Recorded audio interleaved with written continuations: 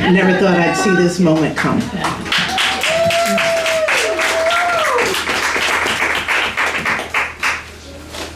I just want to say that as I am being introduced as the author, but there's another author, the finisher of our faith. He is my inspiration. It was not my idea to become an author. It was his. I kicked and screamed when he put this thought into my heart. I did not want to write this specific book because it is what I called, it was my treasure chest of intimacy between me and my God. And so I was reluctant to share that with the world, because in the past, when I have shared some things with the world, they've been trampled on.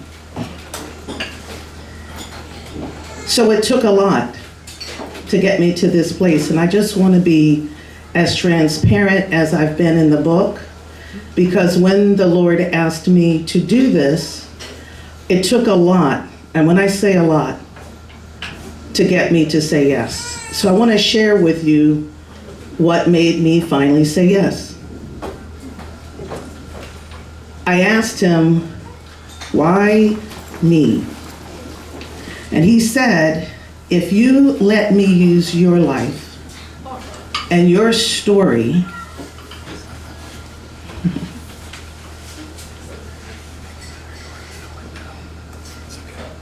it will help many people. He said, Angela, I chose you because you know me. And he said, there's a difference between knowing about me and knowing me. He said, you sit in my presence and you let us just be together. And he said, there are some who have represented me and they have not represented me well. And he said, because you know me, I want to use you to help restore my true character. He said, I am who I say I am.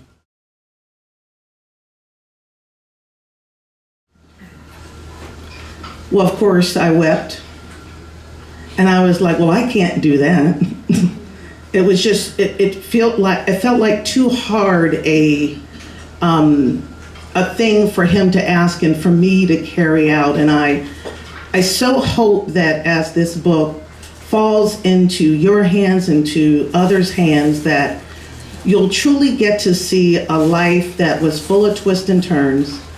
One where I knew Jesus at 4 years old. He showed up, and he would show up often. And he would show up often because of some of the turmoil in my young life and from my family's life. And I thought he showed up for all children. And I think he might, because remember all those people used to say, I have this friend when you were little. It's an invisible friend. I think that was Jesus most of the time. And what did we say to them? You don't, okay. I really do think, you know, when your kid's sitting there and they're going, he's right there. And you're like, okay. So I do think that the Lord has been showing up in our lives, all of our lives, but we may have been unaware of it. So I wanted to be very transparent about the journey being extraordinarily difficult, because it's him who gets us to get through the difficulties to do what we've really been called to do. And so I want to do a short portion of the book, and it was very hard to pick out which part, but I decided to do a section that takes me back to my childhood, talks a little bit about my family and my foundation, and then I'll tell you why.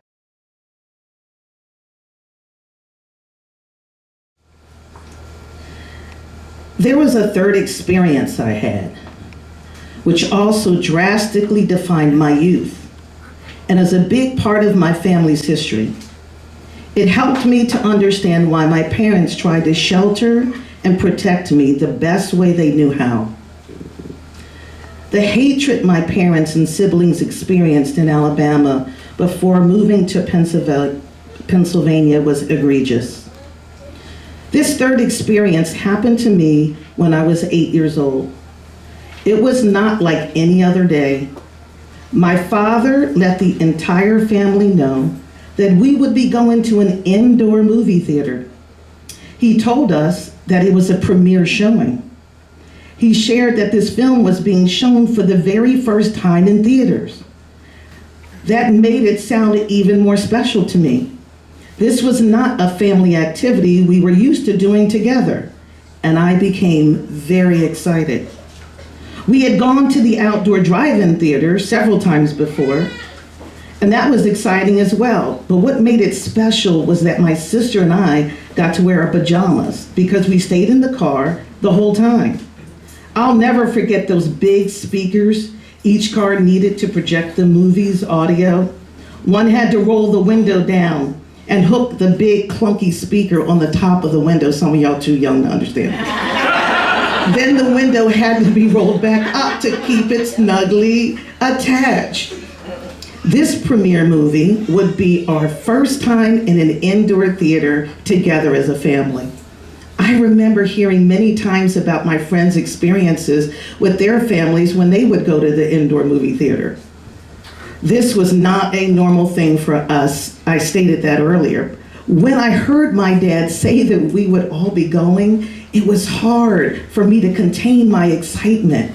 My ideas around this evening would look like started swirling around in my head. I imagined getting popcorn and possibly a sweet treat from the concession stand. Being able to enjoy the movie on a huge screen indoors was very different than seeing a movie through the small TV screen we had at home. I don't understand why I didn't even ask about what was going to be playing at the theater. I guess my focus was just on wanting to be with my family and enjoy this wonderful new experience with them.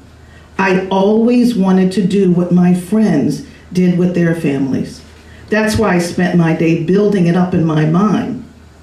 The entire family was excited about going to the theater together as well, but my mom and dad seemed a little more subdued than us kids. That did not spoil my mood, because as I walked into that theater, it was everything I thought it would be. The ceilings were so high, and there were murals on the ceilings and gold rails that separated certain sections. There was even a huge balcony above us, and the theater was filling up quickly. My mom and dad were speaking with others they knew in the audience while we waited for the movie to begin. The smell of fresh popcorn and butter wafted through the entire theater, and I was really hoping we could have some for the show. As I sat in my seat, I observed the large stage and the long red velvet curtains decorated with gold fringe. My happiness increased even though the movie had not even begun. My sister, who sat next to me, nudged me because my parents had purchased popcorn for us to share. I had seen those famous red and white boxes only on TV, and now I had my own. I was perfectly fine with sharing it with my sister. The taste of the popcorn was everything I thought it would be. But as the lights dimmed, I remembered feeling like I was on top of the world. When the movie began very quickly, I saw a photo of the Reverend Dr. Martin Luther King pop on the screen. Of course, I knew about him because he and my dad were friends. I knew they both worked together in the civil rights movement. I also remembered answering the telephone when his wife, Mrs. King, called. I heard some stories regarding their time in Montgomery, Alabama together, but none of them prepared me for what I was about to see. The name of the movie was From Montgomery to Memphis. It showed live footage of the civil rights movement from the years 1955 through 1968. The violence I witnessed in that movie, which I knew was real, was very hard for me to watch. I could not believe that people would treat each other that way. I had no grid for the hatred I witnessed in watching that movie. I had so many emotions during the film. I felt sad and frightened, knowing this was all real, not just a movie. Just about 30 minutes into the film, I saw an image of my dad pop up on the screen. I will never forget this image. He was wearing his full clerical vestments that all priests wear. While he was standing in the middle of the crowd, a police officer was pushing him. Even when he turned around to say something to them, they shoved him even harder in his back.